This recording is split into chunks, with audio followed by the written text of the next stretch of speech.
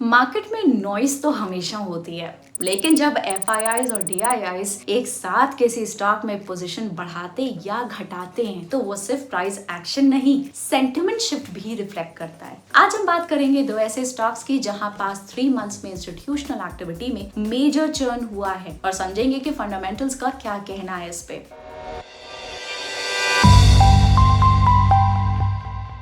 Our first company is Zinka Logistics Solutions. Zinka Logistics Solutions India की सबसे बड़ी digital platform है truck operators के लिए। कंपनी डिजिटल टोलिंग और फ्यूलिंग के लिए payment solutions, telematics based fleet monitoring जैसे end to end services offer करती है। इनके वर्टिकल्स देखते हैं। कोर बिजनेसेस जैसे कि टोलिंग एंड टेलीमैटिक्स कंपनी के 85% रेवेन्यू का हिस्सा है, जबकि ग्रोथ वर्टिकल्स जैसे कि vehicle financing, load market place और फ्यूल सेंसर्स 15% कंट्रीब्यूट करते हैं। कंपनी का PV loan vertical Black Buck Finserv के थ्रू ऑपरेट होता है, जिसे एनबीएफसी लाइसेंस मिल चुका है। कंट्रीब्यूशन अभी से 1% है। इनके हब्स 50 से 100 तक एक्सपैंड हुए हैं इन अ ईयर, लेकिन डिसबर्समेंट स्लो रखा गया है टू मेंटेन पोर्टफोलियो क्वालिटी। इसके बिजनेस मॉडल एसेट लाइट है, मैन्युफैक्चरिंग खुद नहीं करते, सिर्फ डिजाइन और बीओएम कंट्रोल करते हैं, जबकि प्रोडक्शन इंडिया और चाइना के पार्टनर्स के थ्रू होता है। साथ ही रेवेन्यू मॉडल भी सब्सक्रिप्शन और कमीशन बेस्ड है, जिसमें चर्न कम है और रिटेंशन हाई। इससे स्ट्रॉन्ग ऑपरेटिंग लेवरेज मिलता है। मार्च से जुलाई 2025 के बीच इंस्टीट्यूशनल बाइंग और भी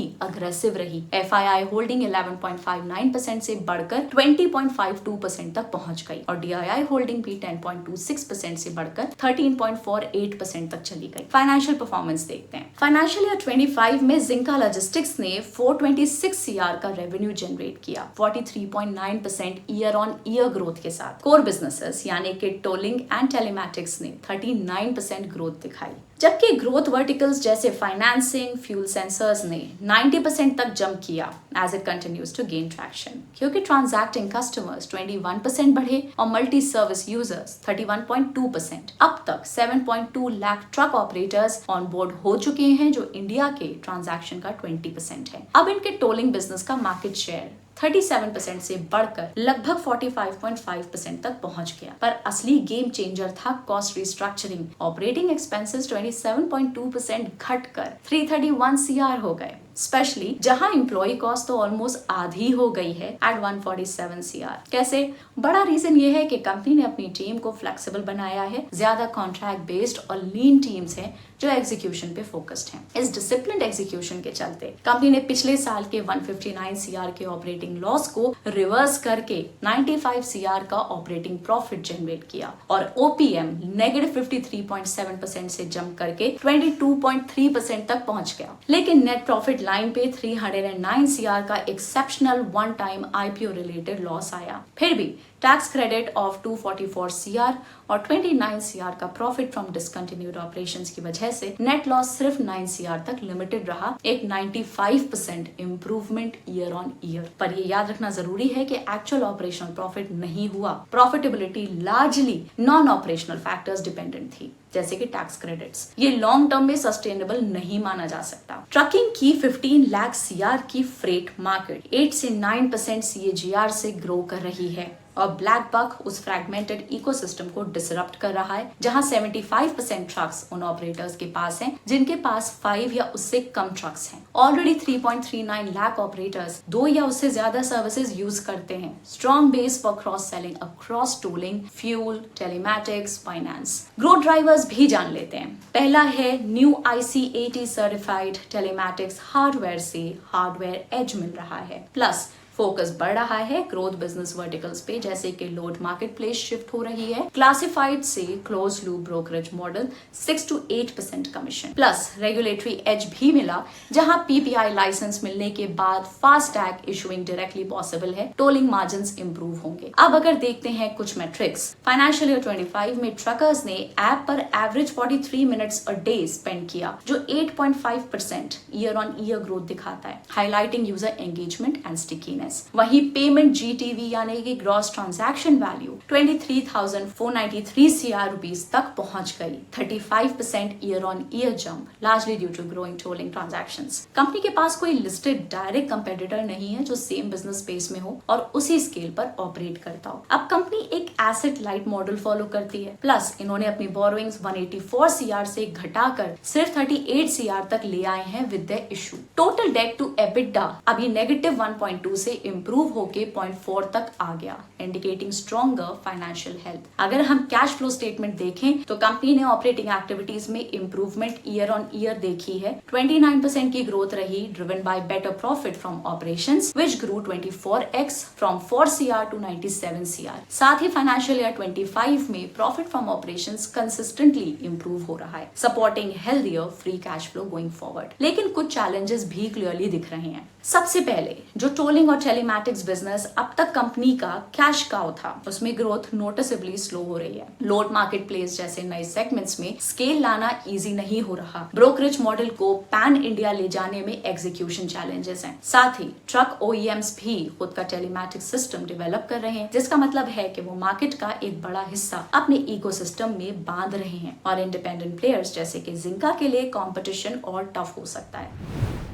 next company is Marathon next gen realty limited. ये एक Mumbai based real estate developer हैं जिनकी लिस्टिंग 1978 में हुई थी। कोर बिजनेस है कमर्शियल और रेजिडेंशियल रियल एस्टेट प्रोजेक्ट्स का डेवलपमेंट, कंस्ट्रक्शन और सेल। इनका पोर्टफोलियो काफी डाइवर्सिफाइड है। Luxury housing, affordable homes, townships, retail और कमर्शियल प्रॉपर्टीज सब कुछ इंक्लूड करता है। Primary revenue sale of property से आता है एंड रेंटल इनकम जैसे फ्यूचर एक्स प्रोजेक्ट से भी मिनिमल कॉन्ट्रीब्यूशन है। जून से जुलाई 25 के बीच कंपनी में इंस्टीट्यूशनल इंटरेस्ट काफी बढ़ा। FII होल्डिंग्स 0.94 से बढ़कर 9.9% तक पहुंच गई और DII होल्डिंग्स में जंप देखने को मिला जो अब 16.66% तक है। अब अगर फाइनेंशियल परफॉर्मेंस देखें तो फाइनेंशियल ईयर 25 में कंपनी की सेल 17.7% गिरकर 580 CR तक आ गई हैं। बट क्यों? वेल, एरिया सोल्ड 24% से गिरकर 3.5 लाख स्क्वायर फीट से 2.65 लाख स्क्वायर फीट हुआ और बुकिंग वैल्यू भी 817 CR से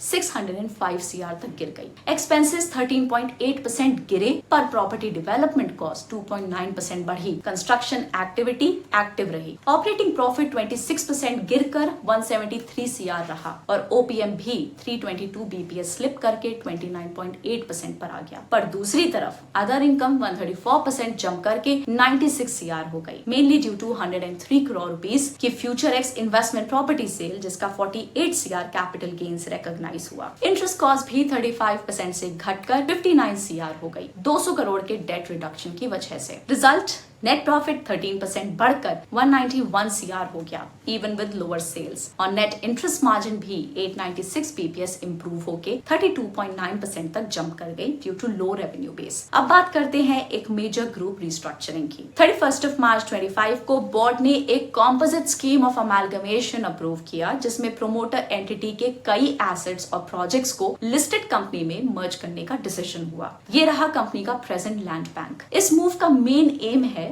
ग्रुप स्ट्रक्चर को सिंप्लीफाई करना एंड लीगल एंटिटीज का काउंट कम करना। साथ ही कंपनी ने 900 CR रेज किए थ्रू QIP जिससे फ्यूचर ग्रोथ और एक्सपेंशन प्लान्स को फ्यूल मिल सके। This brings us to future outlook and analysis. तो सबसे पहले बात करते हैं नियर टर्म आउटलुक की। मोंटेस साउथ जैसे बड़े प्रोजेक्ट्स का कंप्लीशन फेज में आना और नेक्स्ट जोन फेज 1 भी डिलीवरी के करीब है जिसकी सेल वैल्यू है ओवर 2500 CR। कंपनी के पास अभी भी काफी अनसोल्ड इन्वेंट्री है ऑफ रफली 1.6 लाख स्क्वायर फीट। कंपनी का मेजर फोकस है affordable housing and mid income में जहां टोटल अपकमिंग प्रोजेक्ट्स का लगभग 1/3 उसी सेगमेंट का है। साथ ही मैक्रो लेवल पे भी टेलविंड्स मिल सकती हैं क्योंकि इंटरेस्ट रेट कट्स हुए हैं और मैनेजमेंट का मानना है कि अर्बनाइजेशन और मुंबई माइग्रेशन डिमांड को स्टेडी बनाए रखेगा। बैलेंस शीट की तरफ देखें तो पिक्चर स्ट्रॉन्ग है। कंपनी ने फाइनेंशियल ईयर 24 के मुकाबले 200 करोड़ से ज्यादा का नेट डेट रिड्यूस किया है। Net debt to equity ratio भी इंप्रूव होके 0.4x पर आ गया है जो एक हेल्दी कैपिटल स्ट्रक्चर दिखाता है। लेकिन पिक्चर में एक ट्विस्ट भी है। कंपनी ने जितना खुद बोरो किया है उसका 2.16x लोन दूसरों को दिया हुआ है और ये loans 100%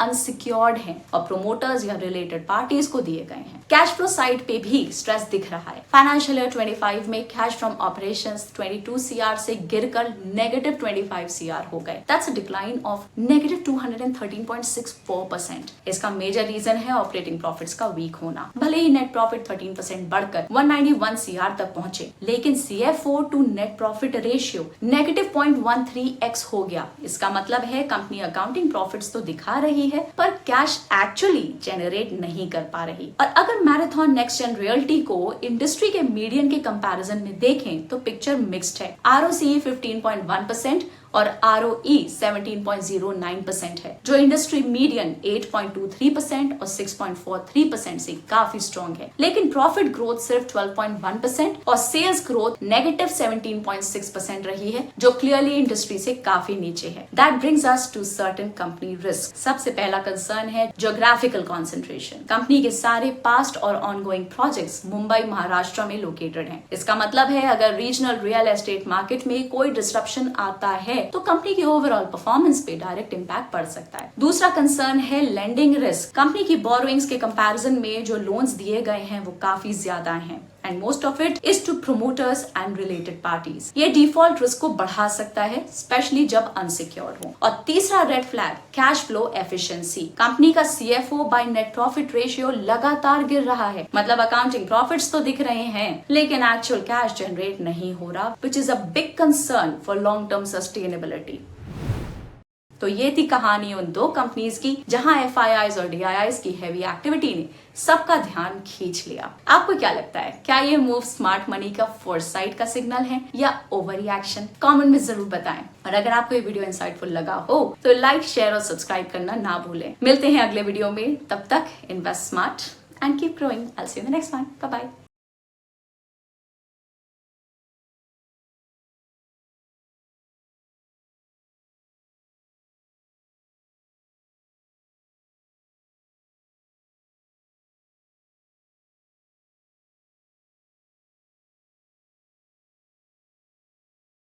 Investment in securities market are subject to market risks. Read all the related documents carefully before investing. Please read the risk disclosure documents carefully before investing in equity shares, derivatives, mutual fund, and or other instruments traded on the stock exchanges.